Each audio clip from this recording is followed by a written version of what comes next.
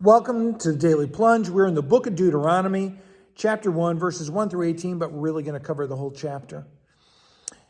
First line, these are the words.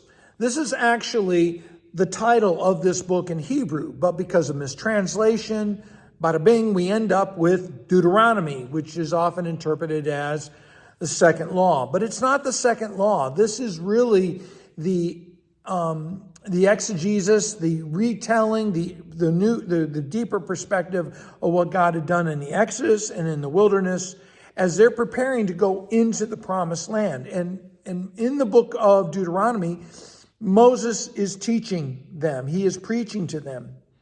In fact, it says that he expounds upon the Torah. And that word in Hebrew does not mean the law, it means the teaching, because the Torah, the first 5 books, includes poetry, and it includes the law, and it includes promises. It is expansive, and so it's the teaching of God.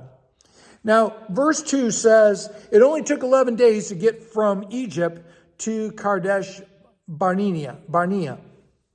Only 11 days. And then verse 3 says, but 40 years later, Moses is speaking to him. And that what happened? Well, Moses is saying, we came here 40 years ago at Kadesh Barnea, and God said, I am ready for you to go and take the promised land. This is my possession. I'm sharing it with you. In you go. And before they go, they appoint judges, leaders. And what this is the delegation of the authority of God. It's being spread from Moses to these leaders within the body.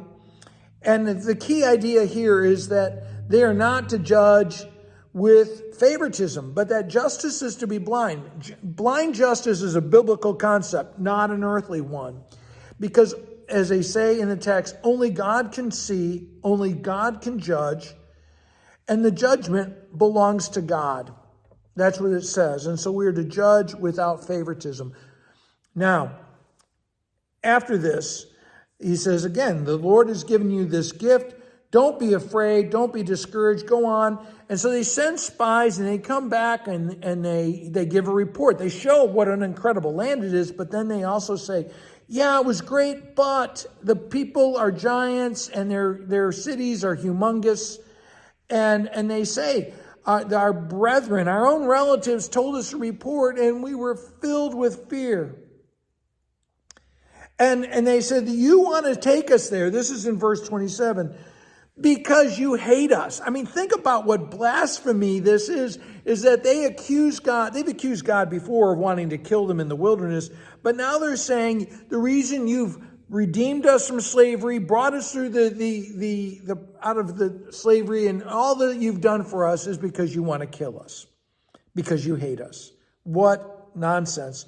And the Lord really sort of has had it with them. In verse 24, he said, turn and go explore the land. But now he says in verse 40, you know what? Turn around and go back to the wilderness.